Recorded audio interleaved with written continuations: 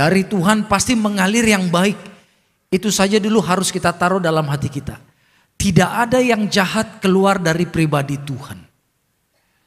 Karena Dia Allah yang kudus, maka segala yang ada dalam perbendaharaan Tuhan di dalam pribadinya maupun dalam kerajaan surga itu adalah hal-hal yang suci, hal-hal yang kudus, hal-hal yang dampaknya akan memberkati kita.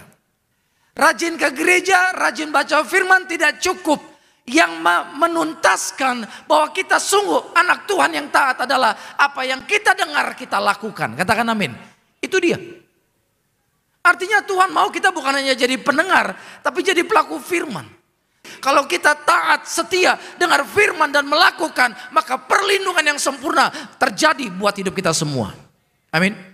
Tidak ada musuh yang bisa menyerang kita, saudaraku. Kita aman dilindungi Tuhan. Yuk tepuk tangan dulu yang meriah buat Tuhan kita Yesus. Memang mungkin dalam perjalanan akan ada tantangan, biasalah. Setiap orang pasti mengalami tantangan hidup, betul tidak? Setiap orang diproses Tuhan kok.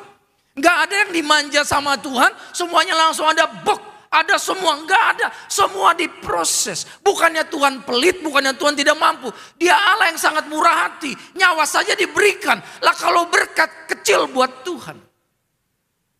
Tapi sekalipun kau sudah minta belum terima, tetap percaya, katakan amin. Tetap bangkitkan imanmu, tetap katakan Tuhan baik, Tuhan sediakan segala yang kuperlukan. Orang Israel di padang gurun, tempat yang tidak layak untuk manusia bisa hidup, tapi makan minum Tuhan sediakan setiap hari. Tepuk tangan yang bangga buat Tuhan kita Yesus. Jadi kalau Bapak Ibu engkau sedang berada dalam padang gurun kehidupan akhir-akhir ini, percaya dalam kesulitan tekanan sekalipun, makan minum kita Tuhan sediakan. Jadi pertama, kutuk itu bisa karena kutuk keturunan, kedua bisa karena kutuk yang kita lakukan.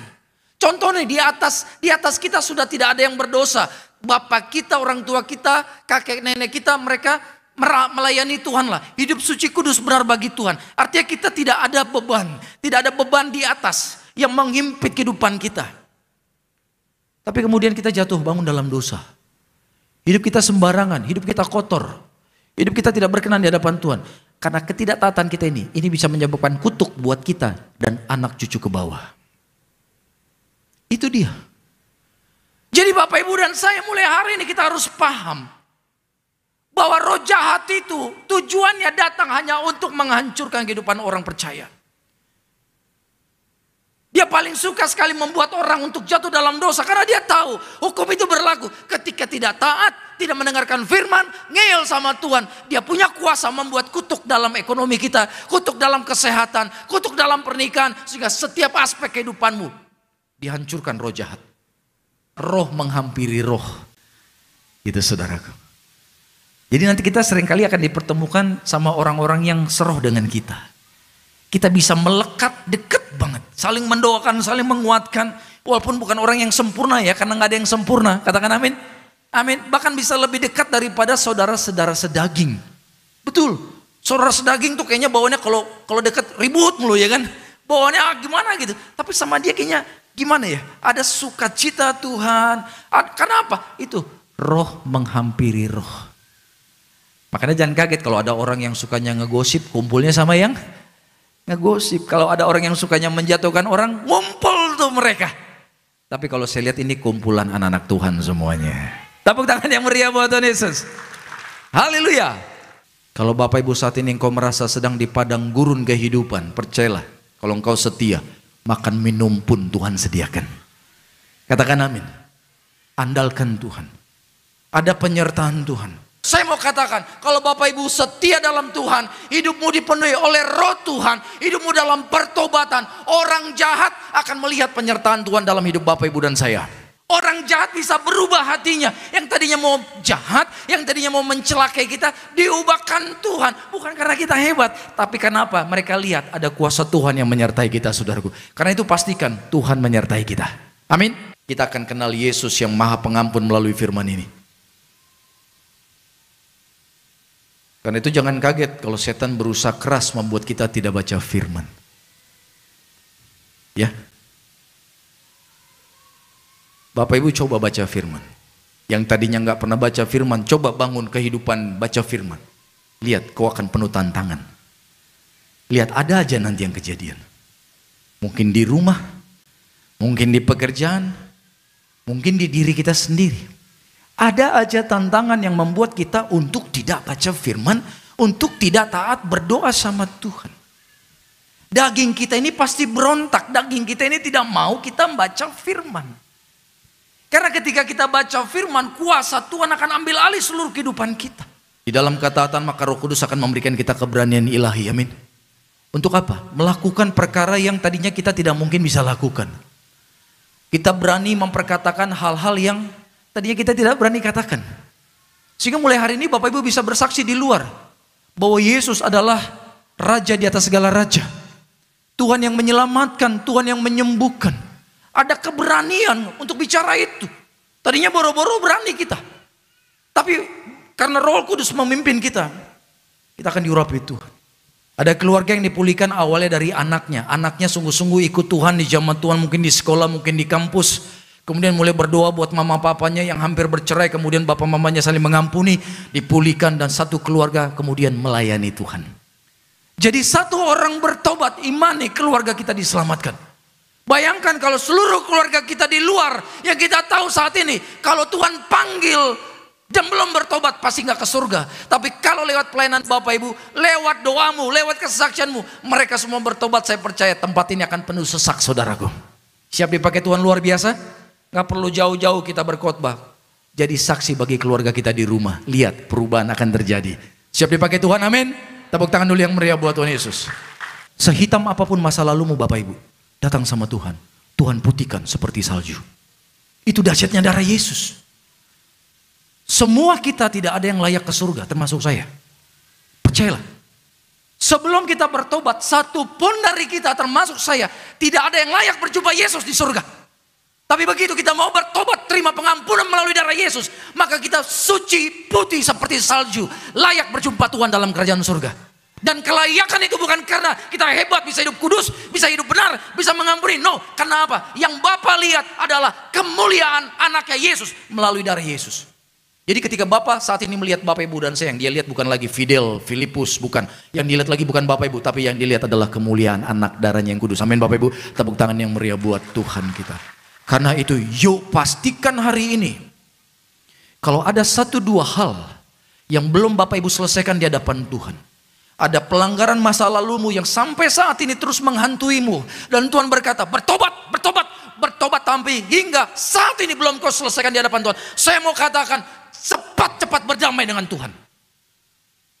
Jangan tahan-tahan. Jangan keras-kerasan sama Tuhan. Kita ini bukan siapa-siapa di hadapan Tuhan. Tapi Dia Bapa yang baik, mau mengampuni kita. Detik ini kita bertobat, detik ini kita mau minta ampun, maka darahnya tercurah menguduskan kita. Dia sangat mengasihimu. Kabar baik saya mau sampaikan buat Bapak Ibu. Tuhan sangat mengasihi Bapak Ibu. Katakan amin. Amin. Seringkali yang menjadi penghalang kenapa kita tidak mengalami berkat Tuhan hari ini, karena masa lalu kita belum kita selesaikan di hadapan Tuhan. Jadi kalau Bapak Ibu mau punya masa depan yang luar biasa, pastikan hari ini kita mengambil keputusan yang benar. Kenapa hari ini sering kita dalam masalah? Kenapa hari ini sering kita dalam pergumulan, dalam tekanan? Karena sering dulu masa lalu kita ambil keputusan yang salah. Maka kita menanggungnya sekarang. Jadi kalau mau masa depanmu dahsyat luar biasa, pastikan hari ini kita ambil keputusan yang menyenangkan hati Tuhan. Layani Tuhan, lihat hidupmu akan sangat diberkati Tuhan. Amin. Tepuk tangan yang meriah buat Tuhan Yesus. Dulu sebelum ikut Tuhan, sebelum serius ikut Tuhan, kayaknya masalah nggak ada tuh. Ada tapi kecil lah. Kehidupan tenang segala macam. Tapi setelah semakin serius ikut Tuhan, ada aja. Kadang masalah yang pertama belum kelar, datang lagi yang lain.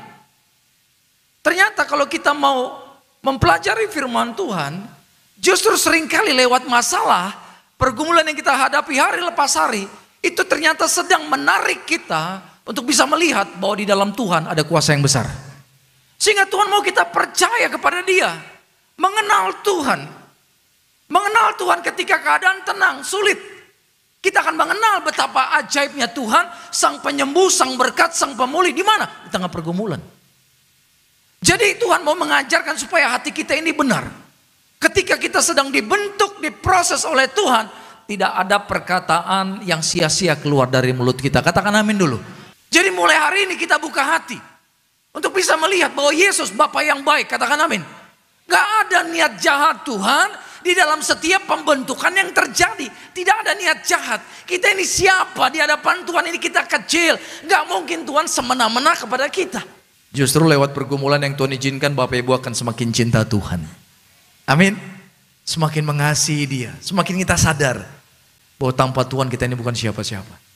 Naik level di hadapan Tuhan secara iman itu justru lewat tekanan, lewat pergumulan, lewat tantangan, di mana kita akan ketar-ketir melihat masalah yang besar itu. Tapi di situ Tuhan sedang berkata, jangan takut, kau punya aku, Allah yang besar.